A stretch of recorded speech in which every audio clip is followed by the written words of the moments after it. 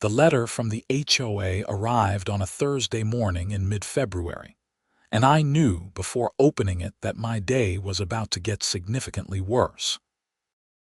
I had been living in the Meadowbrook Springs development outside Columbus, Ohio, for 3 years, and in that time, I had received exactly 17 notices from our illustrious homeowners association about various infractions that ranged from mildly annoying to completely absurd. This would be number 18. I stood in my kitchen, still holding my coffee mug, and ripped open the envelope with my free hand. The letter was typed in the same Arial font they always used, with the HOA logo emblazoned at the top in an unnecessarily aggressive shade of burgundy. My eyes scanned down to the meat of the complaint. "Dear Mr. Aaron Nichols," it began, because they always used my full name like I was being called to the principal's office.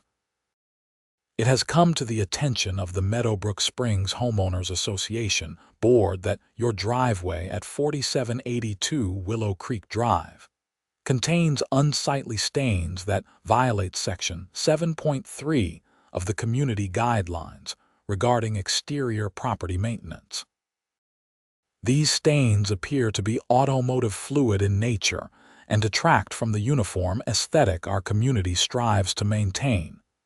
You have 30 days to remedy this violation or face fines of $50 per day until compliance is achieved. Sincerely, Patricia Morrison, HOA President." I walked to my front window and looked out at my driveway. Sure enough, there were a few small stains near where I usually parked my truck. They were from antifreeze that had leaked a couple months back before I got the radiator hose replaced. The stains were maybe the size of dinner plates, barely noticeable unless you were actively looking for something to complain about, which Patricia Morrison absolutely was. I had met Patricia exactly twice. The first time was at the mandatory new homeowner orientation meeting, where she had spent 45 minutes explaining the critical importance of maintaining grass height between 2 and 3 inches. Never higher, never lower. The second time was when she had personally delivered a violation notice because my garbage cans were visible from the street on a non-collection day. Never mind that it was collection day, just 3 hours early, and I had put them out the night before like a normal human being. She had shown up at 7 in the morning with her measuring tape and her clipboard. Her blonde hair sprayed into a helmet that probably could have deflected small arms fire, wearing a pantsuit that looked like it cost more than my monthly mortgage payment. I picked up my phone and called my buddy Marcus, who lived 2 streets over in the same development. "Dude, you are not going to believe this," I said when he answered. "Let me guess. Patricia, how did you know?" "Because I got a letter yesterday saying my mailbox is 0.3 inches too far from the curb according to postal regulations. 0.3 inches, Aaron." She measured. "She is saying my driveway stains are a violation. The antifreeze from December." Marcus let out a long whistle. "Man, what are you going to do?" "I do not know. Clean it, I guess. Though the letter says I have 30 days. Do not do it too fast. That woman feeds on compliance. Show her you are not going to jump just because she says jump." We talked for a few more minutes before I had to get ready for work. I was an electrical engineer for a manufacturing company downtown, and I had a project deadline looming that was taking up most of my mental energy. The HOA nonsense would have to wait. That evening, I did some research on driveway cleaning. The stains were not terrible, but they had been there long enough that they had really set into the concrete. Most of the advice online suggested using a degreaser and some elbow grease, or better yet, a power washer. I did not own a power washer, but I figured I could rent one when I got around to dealing with this. The next few weeks passed in a blur of work and the normal rhythms of life. I honestly forgot about the HOA letter until exactly 29 days later, when I found another notice taped to my front door. This one was shorter and significantly less polite. Mr. Nichols, this is your final warning before fines begin accruing. The stains on your driveway must be removed immediately. You have 24 hours to comply. Patricia Morrison, HOA President. I stood there holding the notice, feeling my blood pressure rise. 24 hours. The original letter said 30 days, and technically that 30 days was not even up until tomorrow. This was just a power play. Patricia wanted to flex her authority, and I was the unlucky target of the month. I called Marcus again. She is escalating. Gave me 24 hours to clean the driveway. That is insane, man. It is February. You know what the temperature is supposed to be tomorrow? I pulled up the weather app on my phone. Oh, you have got to be kidding me. High of 19 degrees. Exactly. If you power wash in that temperature, the water is going to freeze before it even hits the ground. You will turn your driveway into a skating rink. So what do? Just let her fine me, or you could call her bluff. Clean the driveway exactly like she asked, but do it by the book. If something goes wrong, that is on her for making unreasonable demands. I thought about it. Marcus had a point. The HOA could demand compliance, but they could not demand that I defy the laws of physics or common sense. If Patricia wanted the driveway cleaned in February, then that was exactly what she would get. The next morning was a Saturday, which was fortunate because I would need most of the day for this project. I drove to the local hardware store and rented a commercial-grade power washer, along with some concrete degreaser. The guy at the rental counter looked at me like I was crazy when I told him what I was planning to do. You know it is supposed to be below freezing today, right? He asked. I am aware. HOA demands. He nodded sympathetically. Say no more. Good luck, man.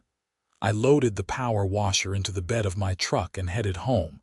By the time I got everything set up, it was around 9 in the morning and the temperature was hovering around 15 degrees. My breath came out in thick clouds, and I had to wear heavy gloves just to handle the metal parts of the power washer. I started at the far end of the driveway, near the garage door, and began spraying. The water came out in a powerful jet, and I had to admit, it was doing a pretty good job on the stains. The antifreeze marks started to lift almost immediately, but within seconds of the water hitting the concrete, it began to freeze. Not completely solid, but enough to create a slick, icy sheen across the surface. I kept going, working my way down the driveway. The power washer was loud enough that I did not hear Patricia approach until she was practically shouting at me. Mr. Nichols, stop this immediately. I turned off the machine and looked up. Patricia was standing at the edge of my property line, wearing a long wool coat and those ridiculous fuzzy boots that rich suburban women seem to love. Her face was red, though whether from the cold or from anger I could not tell. Is there a problem? I asked, keeping my voice level. You are creating a safety hazard. This ice is completely unacceptable. I am cleaning my driveway like you demanded. You gave me 24 hours and I am complying. Not like this. This is dangerous. Well, Patricia, I would have preferred to wait until spring when the temperature is above freezing, but you insisted it be done immediately. So here we are. Her eyes narrowed. Do not get smart with me, Mr. Nichols. I could have you fined for this ice. Go ahead. I have your letters demanding I clean the driveway, and I am cleaning the driveway. If the weather makes it difficult, maybe you should have considered that before issuing threats. She sputtered for a moment, clearly not used to being talked back to, then turned on her heel and marched back toward her car, which was parked on the street. I watched her go, then turned the power washer back on and continued my work. By noon, I had finished cleaning the entire driveway. The antifreeze stains were completely gone. I had to give the power washer credit for that. But the entire surface was now covered in a thin layer of ice that sparkled in the weak winter sunlight. It looked like a hockey rink. I carefully made my way to the garage, sliding a little with each step, and put the power washer away. I was inside making lunch when I heard the commotion outside. Through my kitchen window, I saw a mail truck slide slightly as it approached the development entrance. The driver recovered quickly, but it was clear that the ice from my cleaning project had spread a bit into the street where the runoff had gone. 10 minutes later, there was a sharp knock on my door. I opened it to find not Patricia, but a police officer standing on my porch. "Aaron Nichols?" he asked. "That is me. I am Officer Chen. I got a call about a potential safety hazard at this address, something about ice on the driveway and street."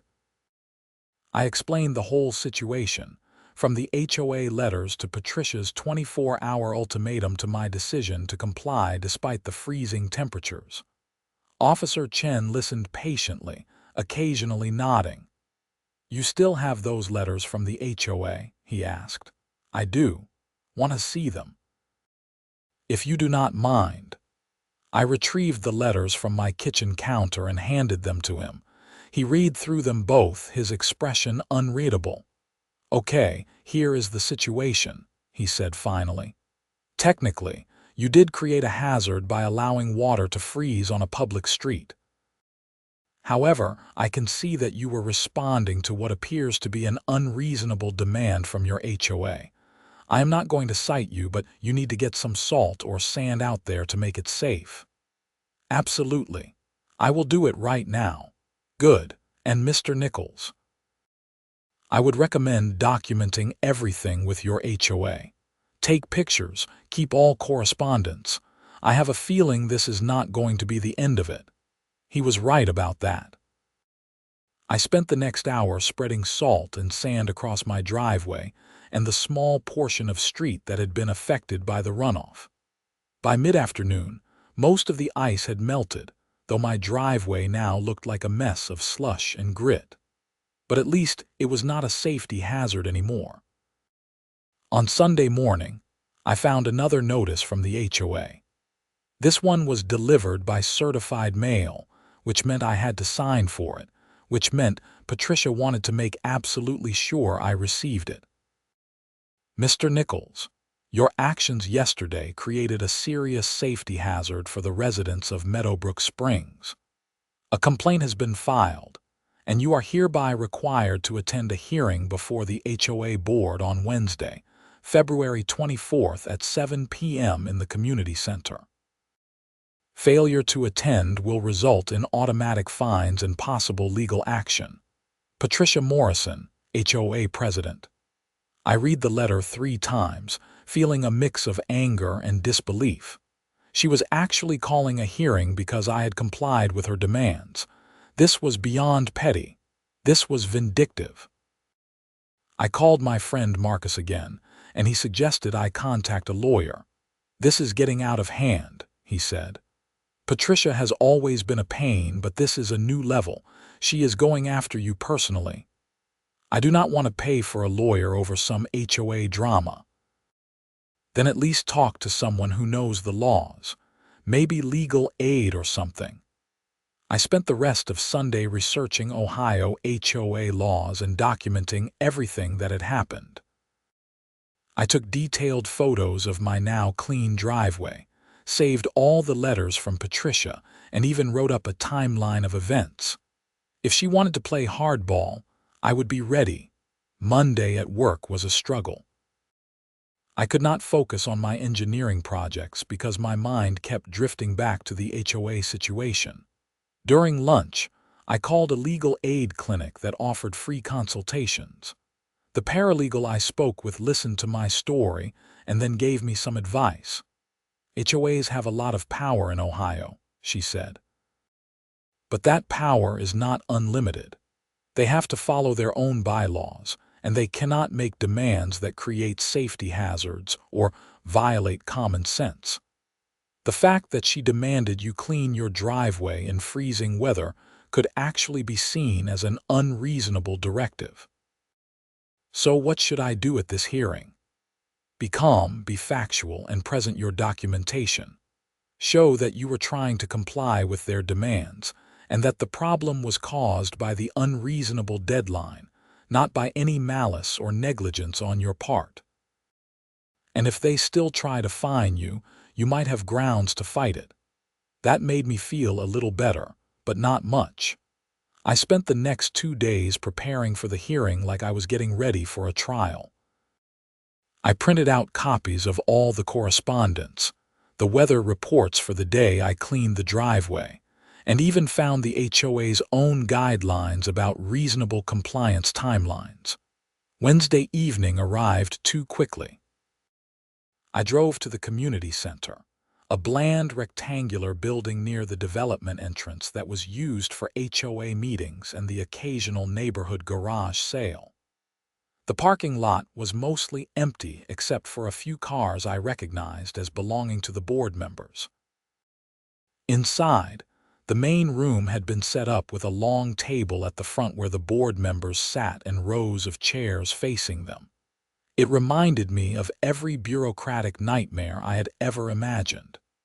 Patricia sat in the center of the table, flanked by 2 other board members I vaguely recognized. There was Martin Keller, a retired accountant who seemed perpetually confused, and Susan Richardson, a woman in her 50s who ran a real estate business and usually just agreed with whatever Patricia said. I took a seat in the front row, my folder of documentation in my lap. There were a few other residents scattered around the room, apparently there to watch the proceedings. I recognized a couple of neighbors who gave me supportive nods. Patricia called the meeting to order with a sharp bang of her gavel. We are here tonight to address a serious violation by Mr. Aaron Nichols of 4782 Willow Creek Drive.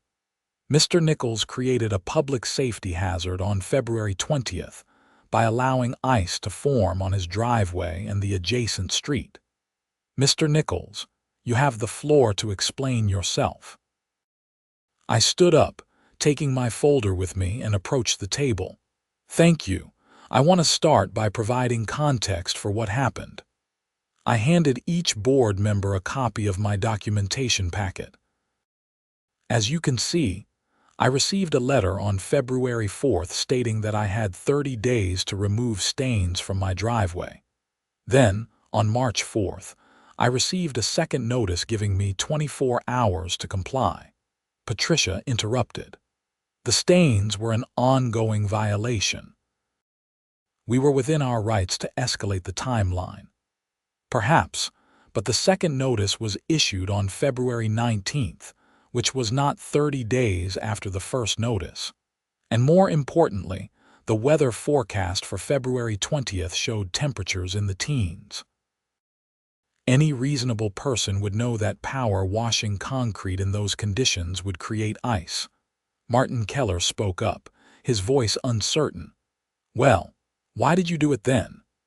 Because I was told I had 24 hours to comply or face daily fines of $50. I believed I was being given an ultimatum, so I complied. If the board wanted me to wait for better weather, that should have been specified in the notice. Susan Richardson shuffled through the papers I had provided. It says here that a police officer responded to the scene. Yes, Officer Chen. He did not cite me for a violation because he understood that I was responding to an HOA demand. I immediately treated the ice with salt and sand as he recommended, and there were no injuries or accidents as a result. Patricia's face was getting redder. Mr. Nichols, the issue is not whether you complied with our notice. The issue is that your method of compliance created a dangerous situation. With respect, the dangerous situation was created when I was given an unreasonable deadline.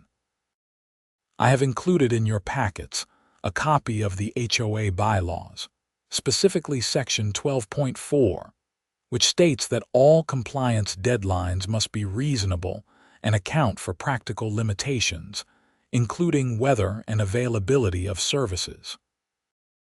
Demanding that I power wash concrete in below freezing temperatures does not meet that standard. The room was silent for a moment. I could see Patricia struggling to maintain her composure. Martin was reading through the bylaws, looking increasingly confused. Susan was watching Patricia, clearly waiting to see how she would respond. "The board will deliberate," Patricia said finally. "Mr. Nichols, please take your seat." I returned to my chair while the board members huddled together, speaking in low voices. I could not hear what they were saying, but Patricia appeared to be doing most of the talking, occasionally gesturing emphatically. After about 5 minutes, they broke apart and resumed their positions.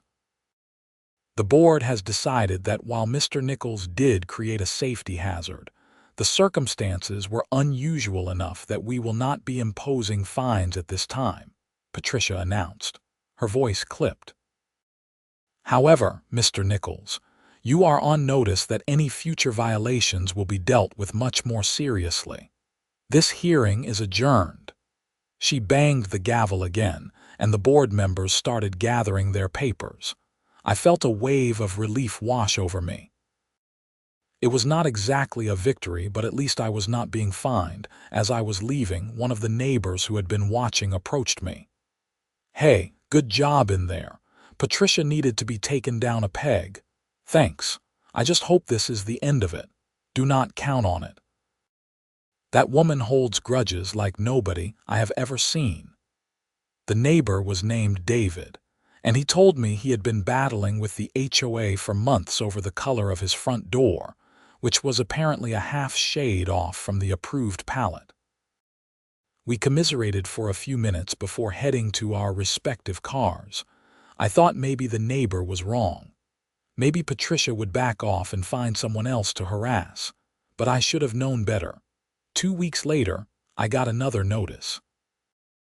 This one claimed that my grass was too long, which was absurd because it was still February and the grass was dormant. I took photos showing that my lawn looked identical to every other lawn in the neighborhood and sent a formal response to the HOA. The violation was quietly dropped. A week after that, I got a notice about my trash cans being visible from the street. I pointed out that every house on my street had their cans in similar positions, and that the HOA guidelines allowed for cans to be stored on the side of the house as long as they were not in front of the frontmost corner of the home. Again, the violation was dropped, but not before Patricia made me submit a detailed diagram of my trash can placement. This pattern continued through March and into April. Every week or two, a new notice would arrive, each one more petty than the last. My mailbox was crooked. My house numbers were not clearly visible. My lawn edging was insufficient. Each time, I responded with documentation and photos proving that I was in compliance, and each time, the violation was eventually withdrawn. But the harassment was taking its toll. I was spending hours each week dealing with HOA nonsense instead of focusing on work or enjoying my home. My stress levels were through the roof. I started having trouble sleeping, constantly worried about what ridiculous complaint would arrive next. In early May, I decided enough was enough. I contacted a real estate attorney named Thomas Wright, who had experience with HOA disputes. His consultation fee was $200, but at that point, I would have paid 10 times that much for some peace of mind. Thomas listened to my story, reviewed all my documentation, and leaned back in his chair. "Mr. Nichols, what you are describing is textbook harassment. The HOA president is using her position to target you specifically, and that is not legal, even under Ohio's pretty broad HOA laws." "What can I do about it?" "A few options. First, You could file a formal complaint with the full board, though given that they seem to support Patricia, that might not get you anywhere. Second, you could try to organize other homeowners and vote her out at the next election. Third, you could file a lawsuit for harassment and seek an injunction preventing her from targeting you further. A lawsuit sounds expensive. It can be. But in cases like this, if you win, the HOA might be required to pay your legal fees.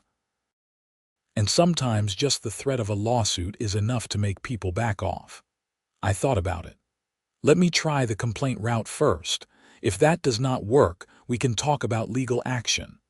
Thomas helped me draft a formal complaint letter addressed to the entire HOA board. In it, I outlined the pattern of harassment, provided documentation of all the spurious violations, and requested that Patricia be required to stop targeting me.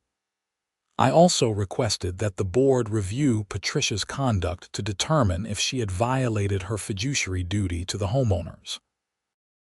The letter was sent via certified mail to all 5 board members, and then I waited.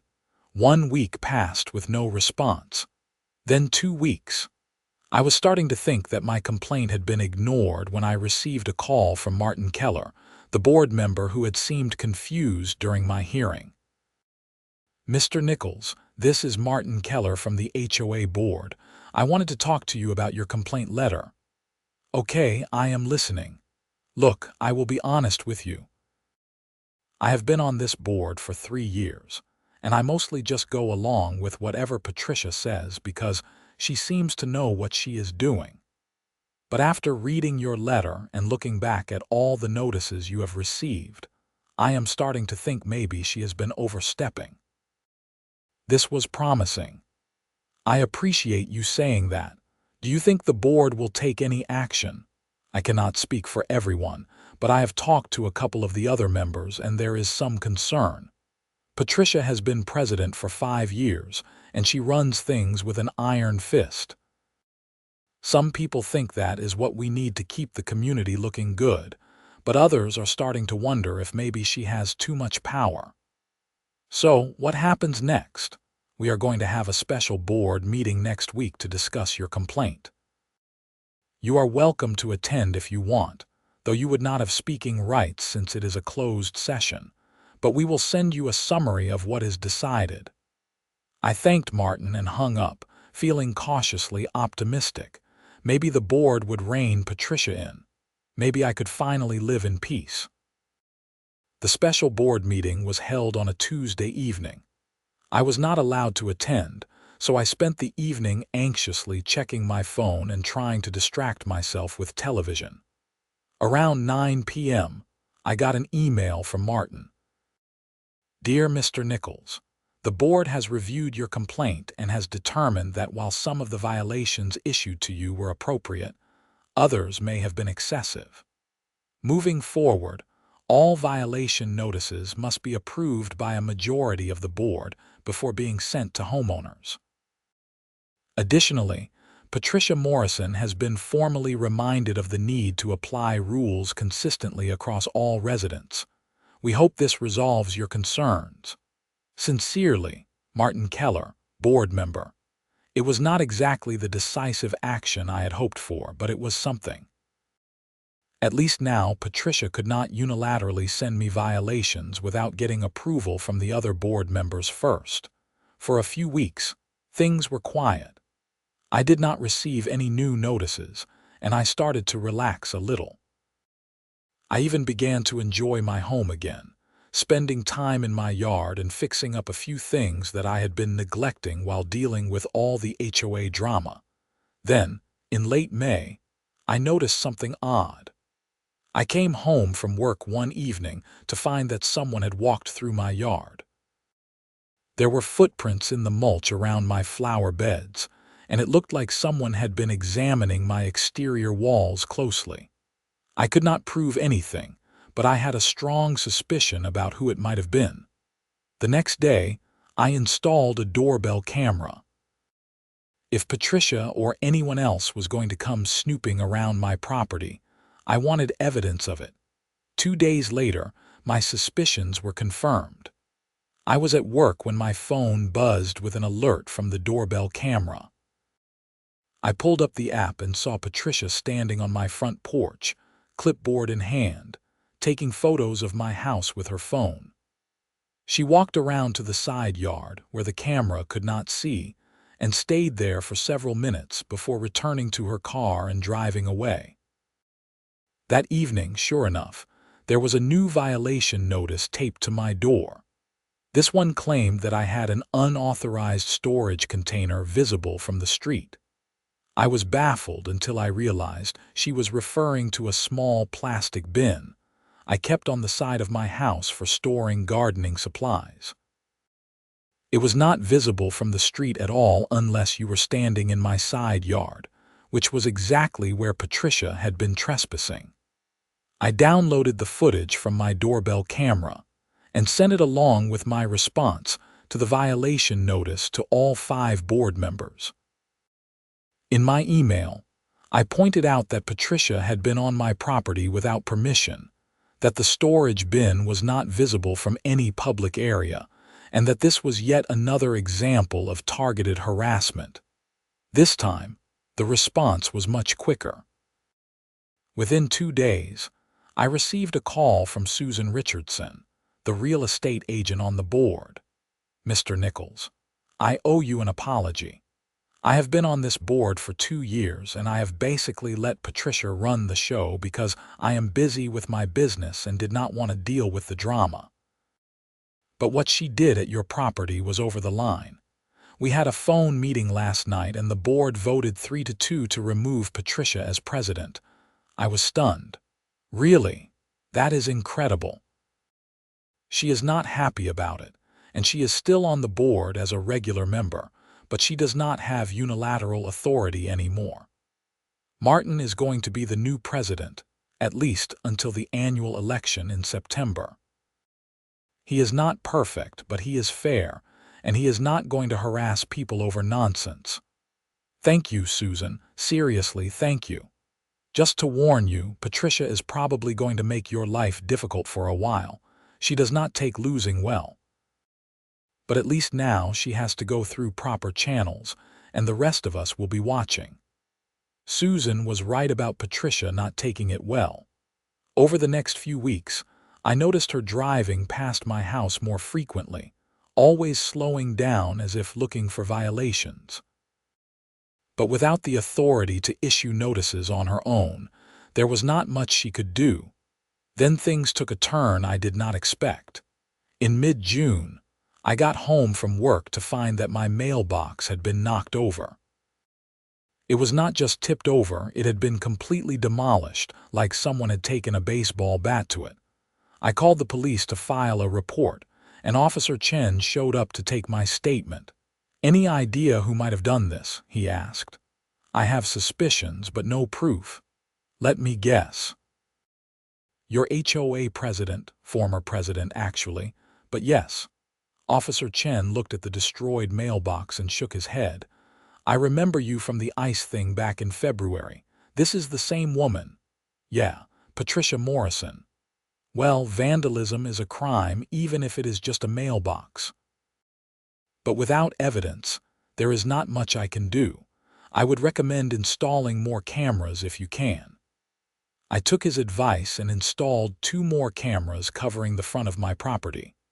I also replaced my mailbox with a sturdier model that was anchored in concrete. 3 days later, at 2 in the morning, my phone exploded with alerts from all 3 cameras. I grabbed it and saw a figure in dark clothing approaching my mailbox with what looked like a sledgehammer. The person swung at the mailbox several times, but the new reinforced post held firm. After a minute of failed attempts to knock it down, the figure gave up and hurried back to a car parked down the street. I watched the footage 3 times, my heart pounding. The person was wearing a hood and a mask, so I could not see their face clearly. But as they got into the car, the interior light came on for just a moment, and I caught a clear view of the driver. It was Patricia Morrison. I called 911 immediately. I need to report a crime in progress. Someone just attempted to vandalize my mailbox, and I have them on camera. The dispatcher took my information and sent a patrol car. Officer Chen arrived within 10 minutes, and I showed him the footage on my phone. "That is definitely her," he said, watching the video. "We have got her license plate, her face, everything. This is more than enough for charges." What happens now? I will go have a conversation with Miss Morrison tonight. She will probably be arrested for vandalism and trespassing at minimum. And given that this appears to be part of an ongoing harassment campaign, the prosecutor might add additional charges. Officer Chen left, and I tried to go back to sleep, but I was too wired. At 4 in the morning, I was still awake when I saw police lights flashing down the street. Through my window, I could see officers at Patricia's house, which was about 6 houses down from mine. They were there for about 20 minutes before they drove away, and I was pretty sure Patricia was in the back of one of the police cars. The next morning, the neighborhood was buzzing with gossip. Word spread quickly that Patricia had been arrested for vandalizing my mailbox, and suddenly I was getting texts and calls from neighbors I barely knew, all expressing shock and offering support. Marcus came over that afternoon with beer and pizza. "Dude, you took down the dragon." I cannot believe it. I did not do anything except defend myself and document everything. Still, Patricia Morrison arrested. That is going to be legendary around here. I just hope it is finally over. It was not over, not quite yet. Patricia was released on bail the next day, and she immediately hired a lawyer. According to the neighborhood gossip network, she was claiming that I had fabricated the videos, that she had been framed, and that this was all part of my vendetta against her. But the evidence was overwhelming. The doorbell camera footage was time-stamped and backed up to the cloud, making it virtually impossible to fake. Her car had been identified, and when the police searched her garage, they found a sledgehammer that matched the one in the video. The case went to court in early August. I had to take a day off work to testify. The courtroom was smaller than I expected, and Patricia sat at the defense table with her lawyer, a slick-looking man in an expensive suit who kept whispering in her ear. The prosecutor called me to the stand and walked me through the timeline of events, from the original driveway complaint all the way through to the night of the vandalism. I explained the pattern of harassment, the violations, and the escalating behavior. Then they played the camera footage for the jury. Patricia's lawyer tried to poke holes in my testimony, suggesting that I had a grudge against his client and had manipulated the evidence. But he could not explain away the video showing Patricia clearly getting into her car after attempting to destroy my mailbox. The trial lasted 3 days. On the 3rd day, the jury came back with a guilty verdict on charges of vandalism and criminal trespass. Patricia showed no emotion as the verdict was read, but I saw her hands shaking as she gripped the edge of the defense table. The judge scheduled sentencing for 2 weeks later. In the meantime, the HOA board held an emergency meeting and voted unanimously to remove Patricia from the board entirely. Several other homeowners came forward with their own stories of harassment and questionable violations, and it became clear that I had not been the only target, just the most persistent in fighting back. At the sentencing hearing, Patricia was given 6 months probation, a fine of $5,000, and a restraining order preventing her from coming within 500 feet of my property. The judge also ordered her to attend anger management classes. As we left the courthouse, Patricia's lawyer tried to make a statement to the few local reporters who had shown up, but Patricia pushed past him and headed straight for me. "You ruined my life," she hissed, her face contorted with rage. "I was protecting the property values of this community, and you made me out to be some kind of criminal." I looked at her calmly. "You vandalized my property and harassed me for months. You did this to yourself." Her lawyer grabbed her arm and pulled her away before she could respond. I watched them go, feeling a strange mix of vindication and exhaustion. The neighborhood slowly returned to normal over the following months. Martin Keller proved to be a reasonable and even-tempered HOA president. He sent out a memo to all residents announcing a review of the community guidelines to eliminate overly restrictive or petty rules. The monthly violation notices that had become a feature of life in Meadowbrook Springs dropped dramatically. I ran into Patricia one more time about 3 months after the trial. I was at the grocery store and we ended up in the same checkout line. She did not say anything to me, but I could see the bitterness in her eyes. She looked older somehow, more worn down. Part of me felt bad for her. She had built her entire identity around being the perfect HOA president, the guardian of neighborhood standards, and when that was taken away, she had nothing left. But mostly, I just felt relieved that it was over. The annual HOA election was held in September, and Martin was officially elected as president. A new slate of board members was chosen, people who actually seemed interested in serving the community rather than wielding power over it. I even considered running for the board myself, but decided that I had had enough of HOA politics to last a lifetime. My driveway, the innocent catalyst for this entire saga, remained perfectly clean and stain-free. I was extra careful with my vehicles after that, checking regularly for leaks and addressing any issues immediately. Not because I was afraid of another violation notice, but because I never wanted to give anyone an excuse to come after me again. Life in Meadowbrook Springs actually became pleasant. Without Patricia's reign of terror, people started to relax and enjoy their homes. Block parties became more common. Neighbors who had been afraid to make any changes to their properties for fear of violations started planting gardens and painting shutters, and generally making their houses feel more like homes rather than showpieces. I even got to know some of my neighbors better. David, the guy with the wrong shade door, became a good friend. We would have beers on his patio sometimes and laugh about the absurdity of the whole Patricia situation. His door, incidentally, was never repainted, and nobody seemed to care.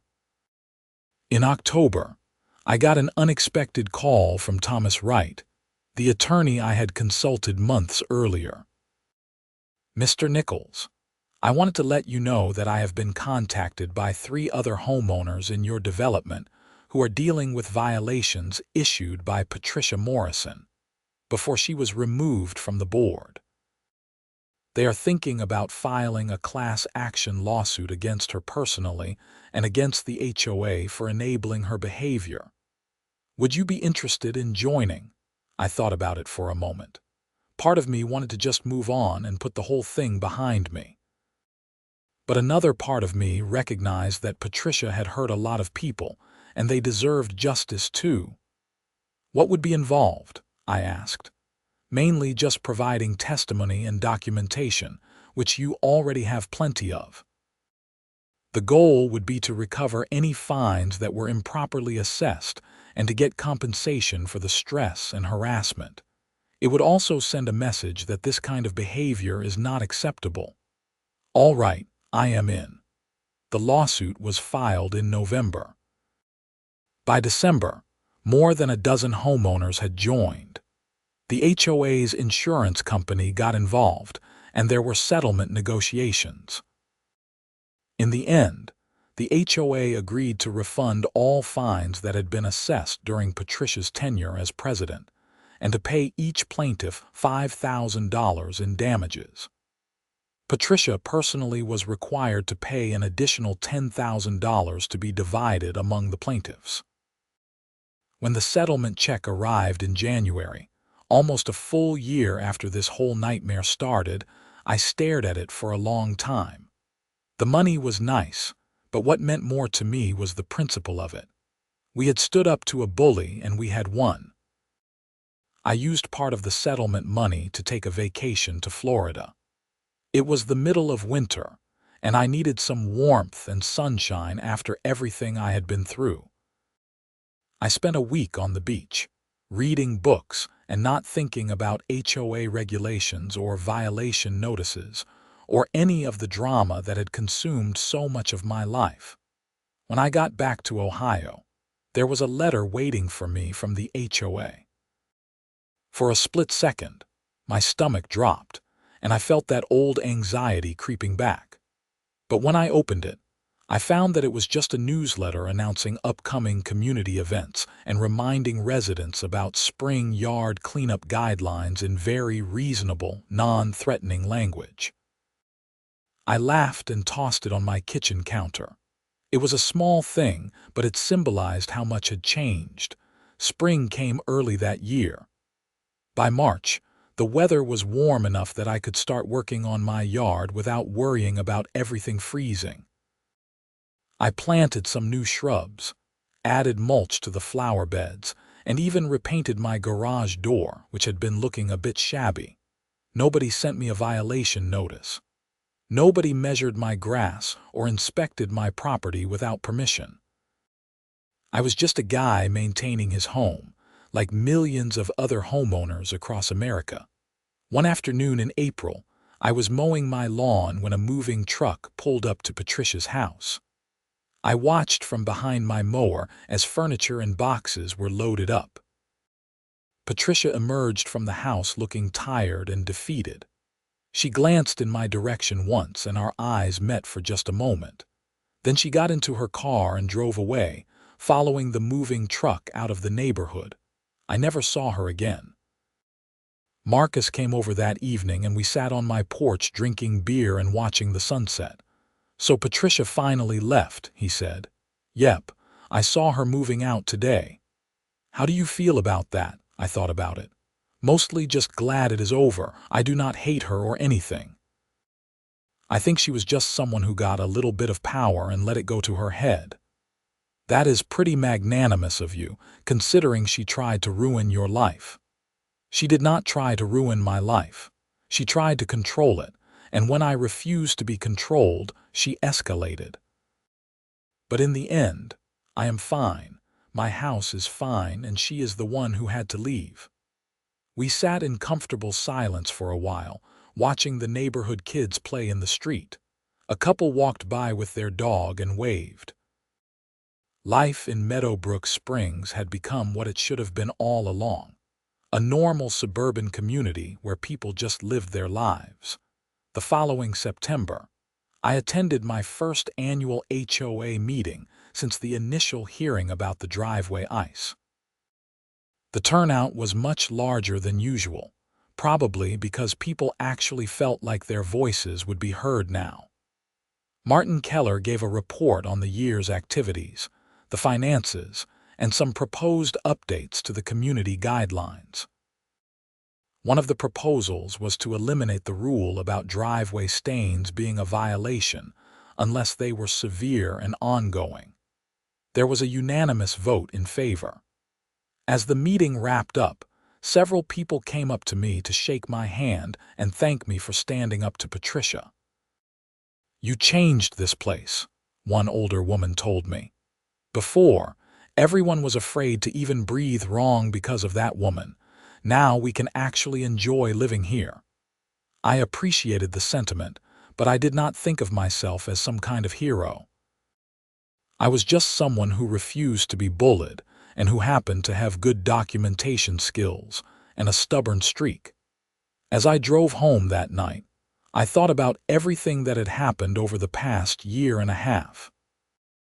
It had started with a simple antifreeze leak and a couple of small stains on my driveway. Such a minor, insignificant thing. But Patricia had turned it into a crusade, and that crusade had ultimately destroyed her position and her reputation. There was probably a lesson in there somewhere about proportionality and picking your battles. But mostly, I just thought it was a reminder that bullies, Even petty suburban bullies with clipboards and covenants will eventually overreach. And when they do, standing your ground matters. I pulled into my driveway, which was still perfectly clean and stain-free, and smiled. My home was mine again, truly mine, without the constant threat of violation notices and harassment. The nightmare that had started with power washing in February had finally, definitively ended. Inside, I poured myself a drink and settled onto my couch. My phone buzzed with a text from Marcus inviting me to a barbecue the following weekend. I replied that I would be there and set my phone aside. Out my window, I could see the lights of my neighbors' houses glowing warmly in the evening darkness. Somewhere in the distance, someone was playing music. A car drove by slowly, probably someone coming home from work or heading out for the evening. It was all so normal, so peaceful, so utterly mundane. And that was exactly how I wanted it. The driveway incident became something of a legend in the neighborhood. New residents would hear the story, usually an exaggerated version where Patricia was even more villainous, and I was even more heroic than reality. I did not try to correct the narrative. If it served as a cautionary tale about HOA overreach, then so be it. The following February, exactly 2 years after I had power washed my driveway in freezing temperatures, I noticed a small oil stain near where I parked my truck. It was minor, barely noticeable. I stared at it for a moment, waiting for that familiar anxiety to creep in, but nothing happened. It was just a stain. I would clean it when the weather got warmer, and if I did not, well, nobody was going to send me a threatening letter about it. I walked back inside my house, poured a cup of coffee, and got ready for work. It was just another day in just another neighborhood in just another suburb in America. The drama was over, the villain was gone, and life was beautifully, wonderfully ordinary. That oil stain stayed on my driveway for another month before I got around to cleaning it. When I finally did, I waited for a warm day in March, used a simple degreaser and a scrub brush, and had it done in 20 minutes. No power washer, no ice, no police calls, no hearings. The HOA never said a word about it because nobody was looking for things to complain about anymore. We had all learned our lesson, some of us the hard way, about what really mattered when it came to maintaining a community.